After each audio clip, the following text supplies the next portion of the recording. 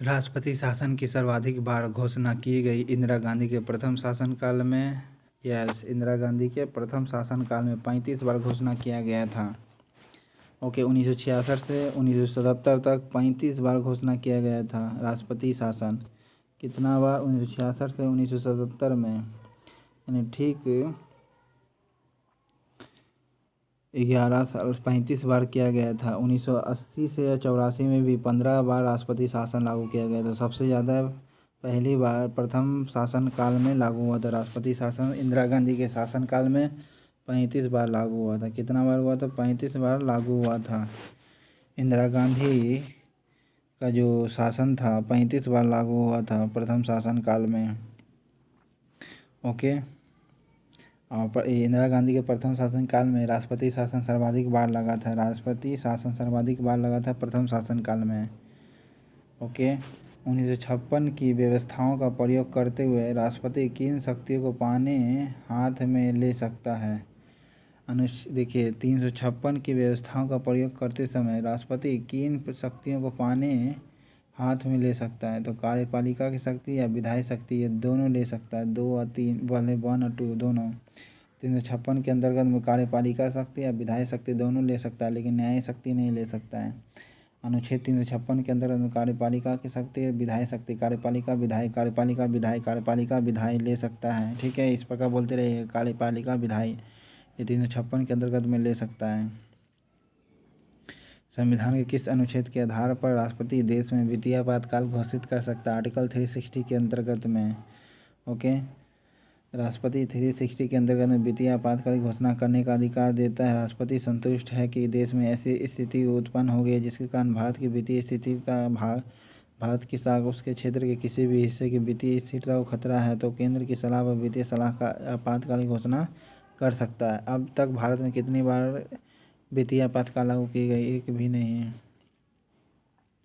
कौन सी ऐसी आपातकाल स्थिति जिसकी घोषणा अभी तक नहीं की गई है? तो फाइनेंशियल आपात स्थिति। ठीक है, फाइनेंशियल इमरजेंसी लागू नहीं की गई है। वित्तीय आपातकाल स्थिति के दौरान राज्य विधानमंडलों द्वारा पारित सभी वित्त विधेयक को निम्नलिखित में से किसके विचारार्थ आरक्षित रखा गया है?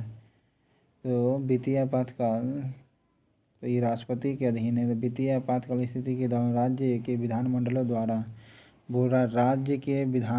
द्वारा पारित सभी वित्त विधेयक, यानी जितना भी फाइनेंशियल बिल होगा वह किसके विचार अब करेगा? जो फाइनेंशियल बिल अगर राज्य पारित करता है तो वो क्या करेगा? राष्ट्रपति उस पर विचार करेगा। फाइनेंशियल बिल अगर कोई बिल पास करता है कोई राज्य, तो राष्ट्रपति उस पर क्या करेगा? विचार करेगा। राष्ट्रपति उस पर विचार करता है। कौन करता है? राष्ट्रपति। अगर कोई राज्य बिल पास करता है विधानमंडलों द्वारा वित्तीय आपातकाल की स्थिति में, फाइनेंशियल बिल किस स्थिति में?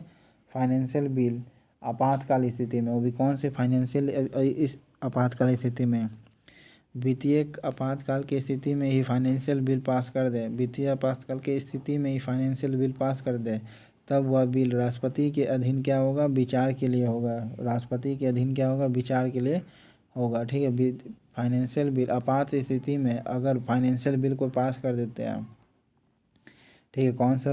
फाइनेंशियल आपातकाल। ठीक है, फाइनेंशियल इमरजेंसी जब रहेगा उसी दौरान फाइनेंशियल बिल पास कर दे कोई राज्य, तब ये बिल को कौन देखेगा? राष्ट्रपति देखता है।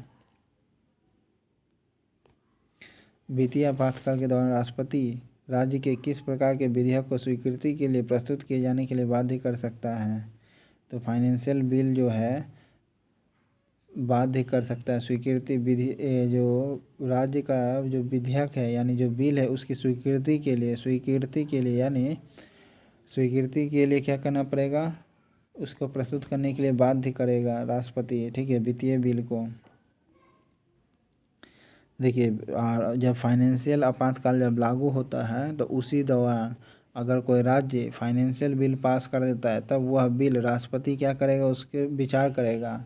ठीक है, अब फाइनेंशियल स्थिति में ही क्या करता है? राष्ट्रपति वित्त विधेयक को क्या करता है? पास करने के लिए कहता है।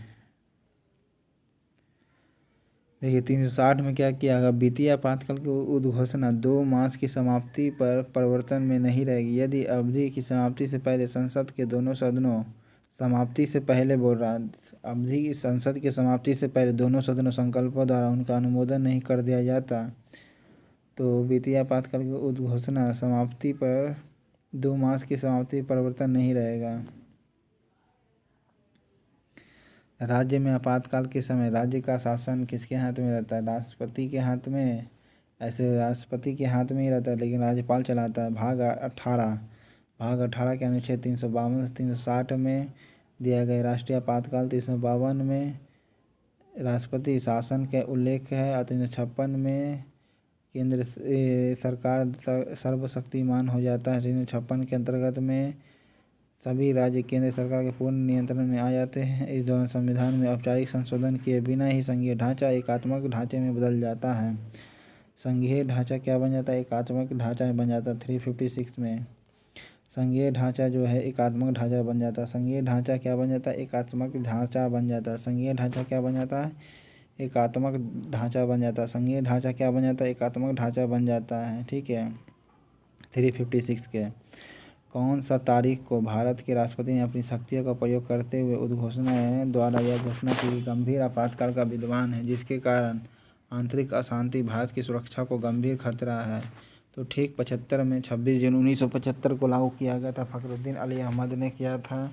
ठीक है। 21 महीने चला था। ओके। 25 जून 1975 को चला था। 21 मार्च 1977 तक चला था कि अवधि आपातकाल घोषित किया था तत्कालीन फखरुद्दीन अली अहमद ने इंदिरा गांधी के कहने पर ही, जबकि प्रावधान कैबिनेट के साइन होना चाहिए। इंदिरा गांधी प्रधान राष्ट्रपति को देगा।